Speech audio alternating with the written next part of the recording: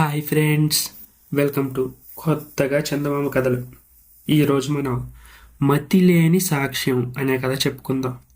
పూర్వం కొన్ని వందల సంవత్సరాల క్రితం ఒక వ్యాపారి వ్యాపార నిమిత్తం దూరదేశానికి వెళ్తున్నాడు. పోతూ పోతూ పొద్దుగూకే వేళకు ఒక గ్రామానికి చేరుకున్నాడు. ఇక ఎలాగో చీకటి పడిపోయింది కాబట్టి ఆ రాత్రికి ఆ గ్రామంలోనే గడపాలి అని అతను నిశ్చయించుకున్నాడు.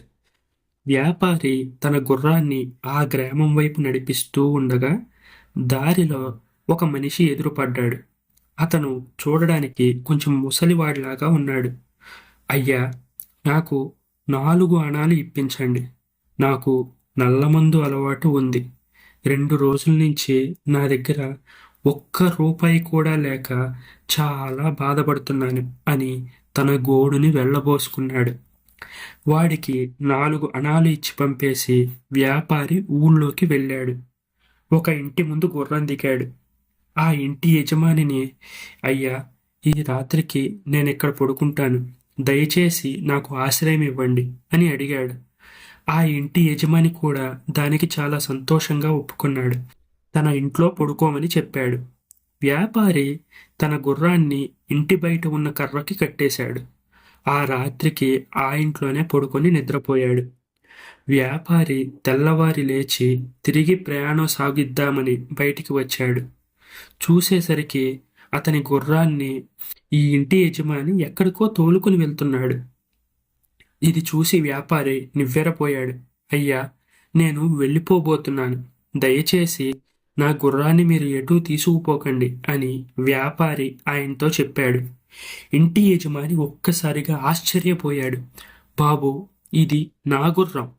నా ఇంటి ముందున్న కట్టుకొయ్య రోజుకి ఒక గుర్రాన్ని పెడుతుంది అని చెప్పి అన్నాడు. అప్పుడు వ్యాపారికి అతని పన్నాగం అర్థమైంది. అయ్యా, తమరు నా గుర్రాన్ని హరించడానికి ప్రయత్నిస్తున్నారు. ఇది ఎంతమాత్రం న్యాయం కాదు.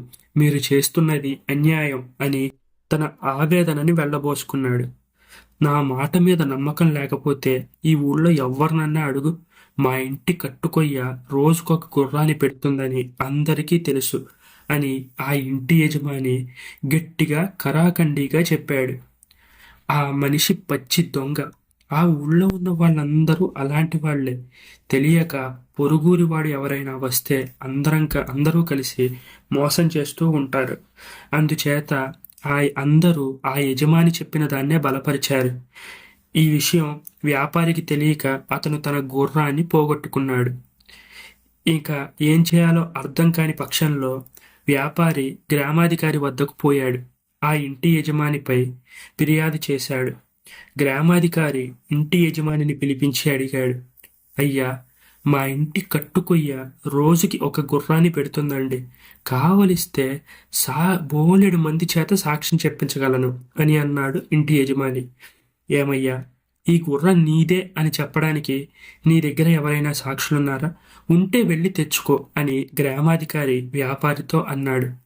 కిందటి సాయంకాలం నల్లమందు కోసం తన దగ్గర 4 అణాలు తీసుకున్న మనిషి సంగతి జ్ఞాపకం వచ్చింది వ్యాపారికి. వెంటనే అతన్ని వెతుక్కుంటూ వెళ్ళాడు.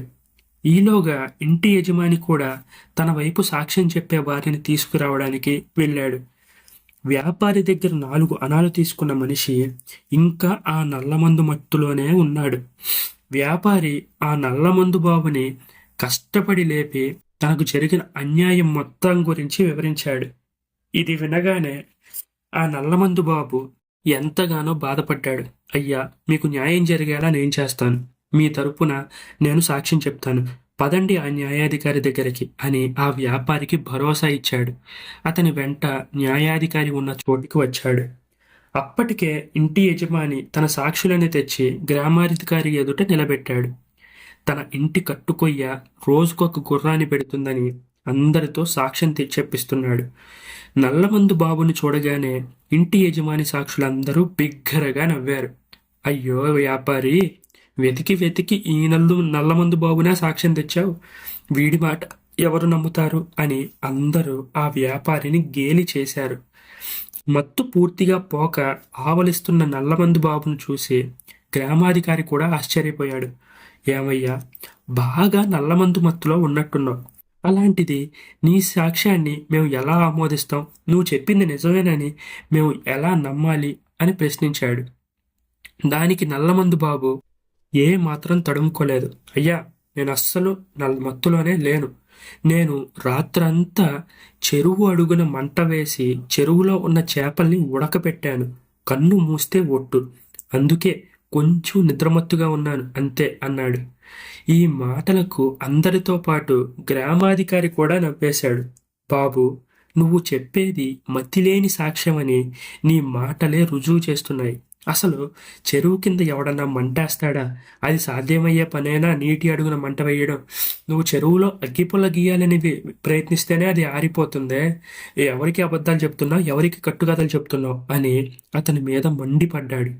అందుకు ఆ నల్లమందు బాబు అస్సలు ఏ మాత్రం తడుముకోకుండా, అదేంటండి, కట్టుకొయ్యలు గుర్రాలను ఈనగా లేనిది చెరువు కింద మంట పెట్టడం ఏమన్నా పెద్ద కష్టమా? నాదా మతిలేని సాక్ష్యం వాళ్ళదా అని ఎదురు ప్రశ్న వేశాడు నల్లమందు బాబు. ఈ ప్రశ్నకి ఇంటి యజమానికి అతని సాక్షులకు ఏం మాట్లాడాలో కూడా పాలుపోలేదు. అందరూ ఒక్కసారిగా తెల్లమొహాలేశారు. అప్పుడు గ్రామాధికారి కూడా ఒకసారిగా ఆలోచనలో పడ్డాడు. నువ్వు చేసిన మోసం వెల్లడైంది. ఇంక మారు మాట్లాడకుండా అతని గుర్రాన్ని అతనికిచ్చే అని ఆ ఇంటి యజమానిని ఆజ్ఞాపించాడు. ఎదురు మాట్లాడడానికి, ఎదురు ప్రశ్న చెప్పడానికి కూడా ఏమీ లేకపోవడంతో ఆ యజమాని ఇంకా చేసేది లేక ఆ గుర్రాన్ని అతనికి తిరిగి అప్పగించాడు. ఇంకొకసారి ఇలాంటి మోసం చేస్తే ఊరుకునేదే లేదని, మీలాంటి వారి వల్ల ఈ గ్రామానికే చెడ్డ పేరు వస్తుందని కూడా గ్రామాధికారి ఆ ఇంటి యజమానిని, అతని వెంట వచ్చిన సాక్షులను కూడా హెచ్చరించాడు. ఇంకోసారి ఇలాంటి దొంగ సాక్ష్యాలు చెబితే ఇతనితో పాటు మీకు కూడా శిక్ష విధిస్తానని బాగా హెచ్చరించాడు. దీంతో వారందరూ భయపడ్డారు. అనంతరం వారు అక్కడి నుంచి వెళ్ళిపోయారు. వ్యాపారి ఆ నల్లమందు బాబుని కౌగిలించుకొని తన ఆనందాన్ని వెళ్ళగక్కాడు. నువ్వే లేకపోయింటే నా గుర్రం పోయేది, నేను నా సొంత ఊరికి ఎలా వెళ్ళాలో కూడా నాకు తెలియగలిగేది కాదు అని చెప్పి ఏడుస్తూ అతన్ని హత్తుకున్నాడు. ఈ ప్రశ్నకి ఆ నల్లమందు బాబు ఇలా సమాధానమిచ్చాడు. అయ్యా, నేను నల్లమందు ఎక్కువ తాగుతాను, ఎప్పుడూ మత్తులోనే ఉంటాను నిజమే, కానీ నేను చెడ్డవాణ్ణి మాత్రం కాదు. నాకెవరైనా మేలు చేస్తే దాన్ని నేను ఈ జీవితంలో మర్చిపోలేను. అలాంటి వారికి అపకారం జరుగుతుందని తెలిస్తే ఊరుకుంటానా? మీరు క్షేమంగా వెళ్ళండి. ఇక ఈ ఊళ్ళో ఉన్న వారి గురించి చింత పెట్టుకోకండి. ఏం జరిగినా నేను చూసుకుంటాను అని అతనికి అభయం ఇచ్చాడు. ఆ క్షణాన్నే వ్యాపారి ఒక నిర్ణయం తీసుకున్నాడు. ఇతనికున్న నల్లమందు మత్తును వదిలించి తన దగ్గర పెట్టుకుంటే మంచి నమ్మకం ఉన్న పనివాడిగా ఉపయోగపడతాడు కదా అనుకున్నాడు. అదే విషయాన్ని ఆ నల్లమందు బాబుతో చెప్పినప్పుడు ఆ నల్లమందు బాబు కూడా ఆనందంగా ఒప్పుకున్నాడు. వారిద్దరూ అక్కడి నుంచి బయలుదేరి తమ గ్రామానికి వెళ్ళిపోయారు. ఈ కథ మీకు నచ్చినట్లయితే దీన్ని లైక్ చేయండి, మీ ఫ్రెండ్స్ అందరికీ షేర్ చేయండి. అలాగే మన ఛానల్ని సబ్స్క్రైబ్ చేసుకోవడం మాత్రం అస్సలు మర్చిపోకండి. Thank you friends.